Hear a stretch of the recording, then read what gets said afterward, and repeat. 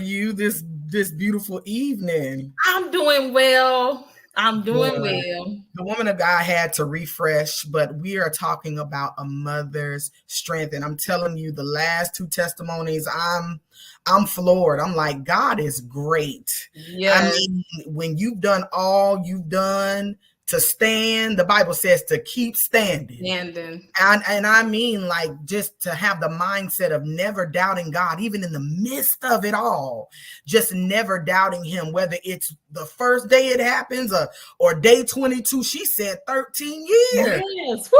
I heard it. My That makes me God. think about the woman with the issue of blood for 12 Yes. long years. And she still pursued God and she still believed him. So we thank God for you just being on the line of mother's strength. Go ahead and start giving us your testimony on a mother's strength. Amen. Well, thank you so much. It's an honor to be here. I'm going to try to make it as quick as I possibly can. Yes, but ma'am. at the same time, I'm going to let God have his way because that's what I believe in. Mhm. But just to kind of start the story, I got married at the age of 18, fresh out of high school, 1 month into my 18th birthday. And had been dating my first husband for about 2 years, got married, had 3 children. And from 1997 to 2010, had a beautiful marriage. One day we went to visit my mom. It was on a Sunday morning. One of my cousins had just passed away that morning. And so my mom and some of my other aunts had gone to be with the family. And I stayed back with my husband and my 3 children to cook for everybody when they returned. So we were at home, at my mom's house that particular day. And we were chatting, we were having a good time, just talking, enjoying each other like we always did. He was watching Cowboys, the game, and I was cooking. And he began to say something to me in the midst of our conversation. And when I looked over at him, I noticed that his words were not coming out. So I ran to him. At the time, I had one of my cousins on the phone, and I said to her, something's wrong with my baby. And she thought I was talking about my little baby because we had just had a newborn. And so I ran over to him, and right there, suddenly he fell into my arms and had a heart attack and died. Jesus. At this point, I have no idea what is going on. All I know is when we had our last child, which was the 3rd one, they had told him that if he did not get his, heart in a situation where it was better, that he wouldn't make it to 1 year of the baby being alive. My God. But when he died, our children was 11, 10, and a 10-month-old. My God. So I go through that part of life, and I'm young. I saved myself for the Lord. I'm trusting God. I always wanted a beautiful marriage. I always wanted children with my husband. God gave it to me. And now the Lord has taken him back home. So. Wow. So you grew up thinking, God, this is the way it's going to be. I've saved myself for you. I've done everything you asked me to do, right? We've obeyed the instruction. Yes. And then this happens? And then this happens is exactly my thought. So I go on, I find strength, from above. And I thank God for it every single day. So I move on and I figure out how to do this thing. Because I was married and now I'm single and now I have 3 children. And I got to figure this thing out because since the age of 18 to the age of 31, I've been married. So that's all I know. So I start working. I'm a district manager for a cash advance company. In 2015, I get robbed at gunpoint in Charleston, South Carolina. Had to take a year off from work. Took that year off from work, to get myself together so I could be there for my children, so I could do ministry, and I can keep glorifying God throughout my life. So life goes on. And 2017, I met my second husband, and we considered our love a love ship is what we called it. And so from 2017 to 2019, we got this beautiful love ship. I'm like, God, you've done it again. You took my first husband. I got a second chance at it. And you just keep making this thing sweeter. Well, on a Thursday morning, which happens to be Halloween, October 31st, 2019, my husband woke up that morning. He was very quiet. He sat on the side of the bed, and he sat on the side of the bed probably about maybe 5 minutes or so. He had a seizure, falls to the floor, and dies. So this is my second husband. Were you there during that time, Royukita? I was laying in the bed because he got up earlier than me. So he worked for the postal service. So he would get up earlier. My job didn't start till like 9. So I was just kind of laying in the bed. He was just sitting on the bed. We did our regular good mornings, all that good stuff. And he was kind of contemplating some things with work, a little stressed about how the post office was going. And so he was kind of just in deep thought. And so I was just laying there just praying for him. I thought that he was just kind of sitting there just in thought. Well, in reality, he was in a silent seizure. And so I had not ever seen him have a seizure at this point, because the Lord, when we got together, he had seizures all of his life. And when the Lord got us together, he didn't have any. So I wasn't aware of, So you didn't know what it looked like. So I didn't know what all of them looked like. So I never called his name or called him out because I just thought he's in deep thought. He's just, got his mind focused on the Lord. And so I'm just going to sit here and pray. Well, he fell to the floor, and right there, I noticed that right before my eyes, he didn't like they have the shakes and these different things. It wasn't that. He just instantly died. So at this point, my nephew was there. I run and I get my nephew, and I'm like, come help me. End up having to call the ambulance twice because they just didn't. I live in a rural area and they didn't have enough ambulance to come, so they didn't come quick enough. But 2 husbands before the age of 41 died, one in my arms and one right before my eyes. Woman of God, how in the world did you get through that? Well, I'll tell you like this. Here was what my mindset was and what my emotions felt like. It felt like a roller coaster. I had moments of ups, downs. I had moments of lows, highs. I was depressed. There was days that I refused to get out of bed. There was days that I did absolutely nothing with myself. Nothing. I had no. You have children. You have children. So how did you navigate that with your babies? Because they're still young enough, but old enough to understand. So how did you navigate through that? Thank God for a mother. I have a mother that supports me through any phase of life. And she called me her baby.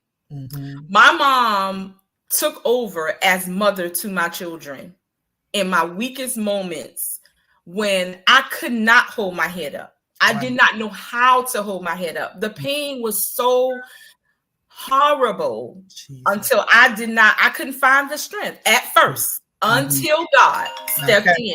Yes, ma'am.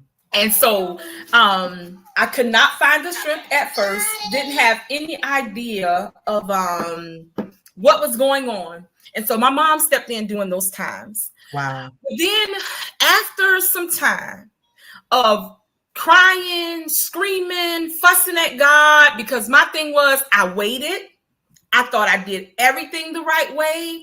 I saved myself. I wanted to give my husband a gift, which was me, my whole self. I thought I did all of those things. And so I fussed and I whined and I said, God, this is not fair. Seemingly, this is not fair. But if I could just only tell you about the power of God and how he came in the midst of my storms, of my whining, my fussing, my crying, my screaming, and all of that, and gave me the strength to pull it all back together again. My God. I can't even really put it into words exactly how he did it. All I know is that one day he did it. My God. And when he did, it was like power from on high came from heaven and reached me right where I was. Glory. Yeah. And God sent down a strength that I couldn't even deny receiving. You said right where you were. Right where I was. Like not on the mountaintop. Right where I was. Right where you were, yeah. He didn't wait for me to get it all together. Mm-hmm. He didn't wait for this perfect place, you know, all this stuff. He came right where I was, pulled me out of that pit, and brought me to a very beautiful place. Wow. And so I get married for the third time. And this one is incredible because my husband now also lost 2 spouses. So together we've lost 4 spouses. He's lost 2 wives. I've lost 2 husbands.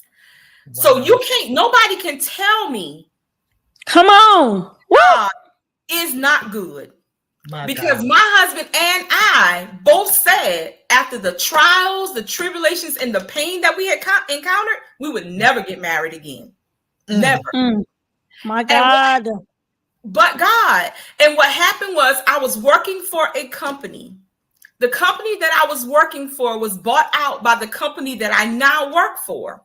So when I transitioned to the new company, my now husband's sister-in-law, she was there. Had I not been bought out by the other company and went to the new job, I would have never met my husband. Because we lived in the same city, but had never seen each other, knew nothing about each other. I remember when she told me, she said to me, his sister-in-law that I was working with, she said, would you just pray for my brother-in-law, because he's just in such a low place. He doesn't understand. He's giving up on God. Like, he's like, forget it all. He's just trying to just hide himself. Now, I have a question, Royukita. Did you have young children during that time? During this trial? During this trial, did you have any young children? When your first husband passed, when your second husband passed? Very young babies. When my first husband passed, the children were 11 years old, 10 years old, and get this, a 10-month-old. Yes. So what I was telling the woman of God, that what brought me through was 2 things, in fact. One was my mom, who is an incredible woman that stepped in immediately and cared for my children when I had no strength to do it. Jesus. At all. When there were days I could not get out of bed, when I had to quit working. I couldn't work mentally. I couldn't do it physically. I couldn't do it. I just could not understand why you left me here. What's the purpose? Why I didn't die with one of them? You know, all these questions, why it couldn't have been a car accident and we both died. You know, how am I going to do this? But I remember I jumped in the shower one day and God said to me, I need you to give me glory. And I said, oh. My question was, how? And he said, all I need you to do is 2 things. I need you to trust me and I need you to follow me. And that was the only way I made it out. I did not see myself coming out. The first time was enough. The second time, I said, God, this is not happening. I felt like I was dreaming. For years, I felt like I was in a dream because this did not happen to me. Like, I saved myself on purpose. I worked hard all of my youthful years. And I have a book out, and it tells the story of the many times that I tried to give myself away as a young girl. And the Lord would never allow it to happen. So on purpose, because he knew that was my deepest desire. Although my flesh was trying to take me a different way, he knew what my real desire was. So he saved me. And that was my gift to my husband. So I thought I had the perfect thing. I had the husband. I had the 3 children. We all had the family. We were together. Oh, wow. Life is wonderful. This is it. You know, I've done it the way you told me to do it. And that didn't work. And then here comes a second husband. You give me love all over again. We called it a sweet love ship. And then 2 years later, on Halloween Day, you take the second one. How do I make sense of this? But when I tell you, I'm sorry. No, you're fine. I was just going to ask, your relationship with God, though, during that time? Did it shift you or alter, or did you never sway? Did you never move from what you know God to be in your life at all? Or did you? I'll be honest with you, I was hanging on by a thread. Jesus. Because I knew I still wanted God. Yeah. But I didn't know if I could really trust him anymore. Yeah. So I had to find that place of trust again. I had to know that even in the midst of my storms, you're still a good father. Woo! I had to know that. And because I had a little bit of strength to hold on, he gave me more of what I needed, because I couldn't do it on my own. There was no strength in myself. I will never, ever be able to tell anybody that I pulled myself up one day or I figured it out. No, I had nothing to do with it.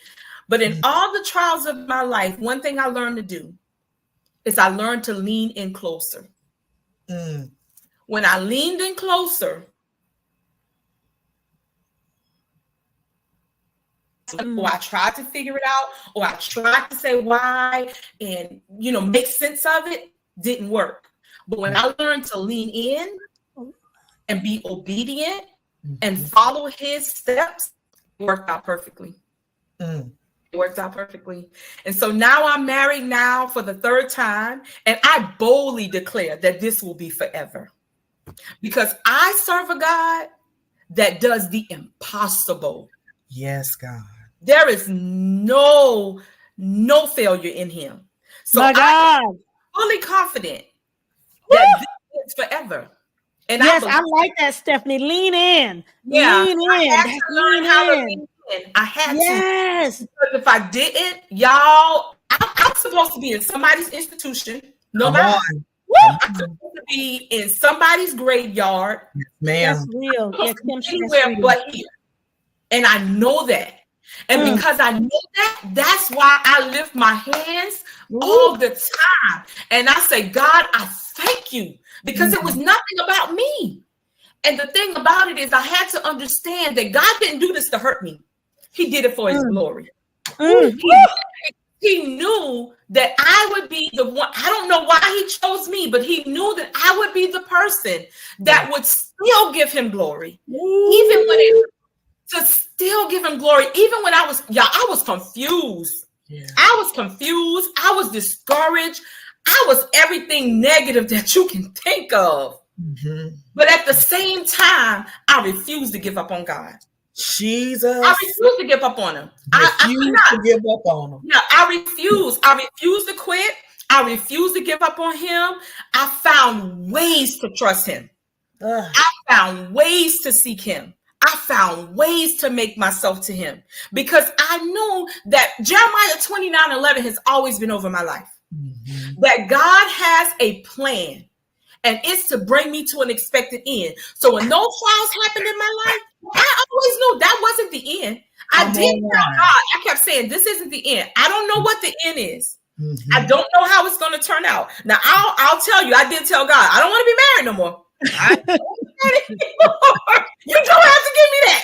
Because one time I said, apparently you just want me for yourself, because marriage ain't working. It's not working for me. But tell me that you cannot see the hand of God in a 3-time marriage with 2 individuals with 4 deceased spouses. But God. But nobody but God. Y'all. Nobody but him. I told y'all it was going to get good. And guess what? He's the only one that's going to get the glory, because you know it wasn't nobody but him. Put in the chat, God will get the glory. All the glory. All of it. God will get all the glory. Yep. God will get all the glory. And I know now. Thank you, Jesus. I know now why God said, I didn't understand it when he said, do it on a mother's strength. And I would say, Lord, I'm hurting. You want me to do something about a mother's strength? But I needed to hear this. And there's people that's on Royukita, people that are on, because here I think my situation, right? Yes, y'all putting it, God will get all the glory, Kim. That's right. All the glory. Something with you right quick. Yes. My major healing came when I was hurting the most.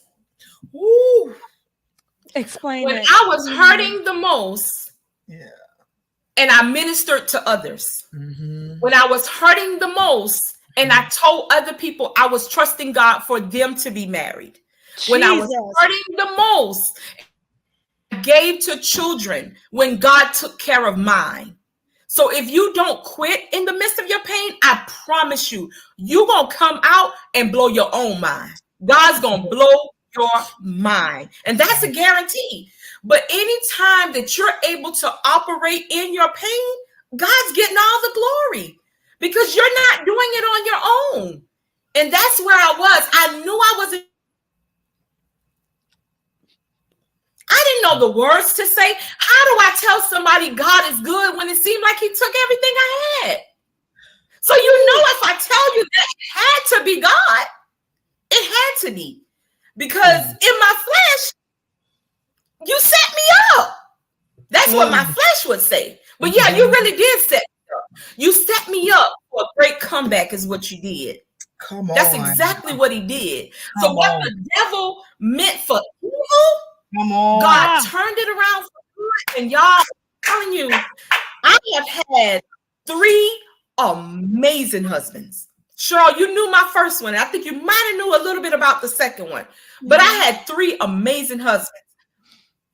And when I tell you God made this thing sweeter every single time, my husband now, y'all, and I don't like to brag because I really don't. Tell what God